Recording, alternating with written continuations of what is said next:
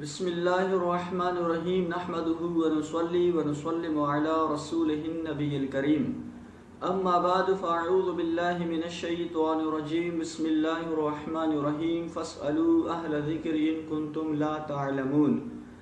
نماز جنازہ کے متعلق ایک سوال یہ کیا جاتا ہے کہ غائبانہ نماز جنازہ پڑھنا یہ جائز ہے یا نہیں ہے۔ غائبانہ نماز جنازہ یعنی کہ میت سامنے موجود نہیں ہوتی، یوں لوگ ایک تصور کر کے اس کی نماز جنازہ پڑھ لیتے ہیں، تو یہ نماز جنازہ پڑھنا یہ جائز نہیں ہے۔ یعنی غائبانہ نماز جنازہ پڑھنا شریعت میں اس کی اجازت نہیں ہے، اور اس کی اجازت نہ ہونے کی وجہ یہ ہے کہ نماز جنازہ کی شرائط میں سے ایک شرط یہ بھی ہے کہ میت سامنے موجود ہو۔ یعنی جب میت نمازیوں کے سامنے موجود ہو تب اس کی نماز جنازہ پڑھی جاتی ہے، لیکن جب میت سامنے موجود نہ ہو تو پھر اس صورت میں نماز جنازہ نہیں ہوگی۔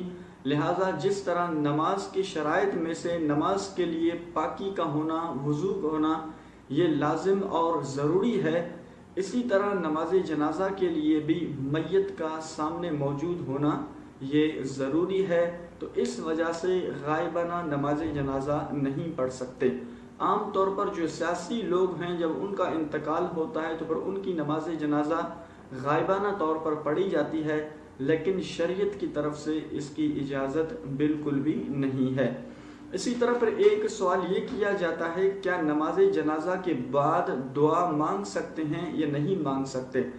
دیکھیں، بعض لوگ جو ہے وہ اس کو ناجائز اس لیے کہتے ہیں کہ نماز جنازہ خود ایک دعا ہے، یعنی نماز جنازہ کے اندر میت کے لیے دعا کی جاتی ہے، جس طرح کہ اللہم اغفر لحینا و میتنا، تو اس وجہ سے نماز جنازہ کے بعد وہ کہتے ہیں کہ دعا نہیں مانگ سکتے۔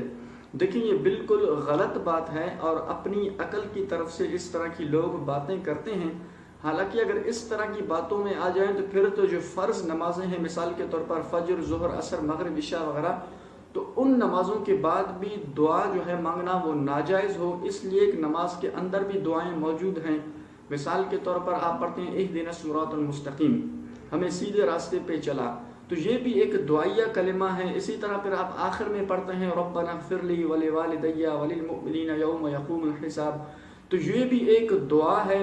تو اس وجہ سے پھر تو فرض نمازوں کے بعد بھی دعا نہیں مانگنی چاہیے، حالانکہ یہ بالکل غلط بات ہے۔ خود نبی کریم صلی اللہ علیہ وآلہ وسلم نے ارشاد فرمایا کہ جب تم میت پر نماز جنازہ پڑھو تو اس کے لیے خاص دعا مانگا کرو۔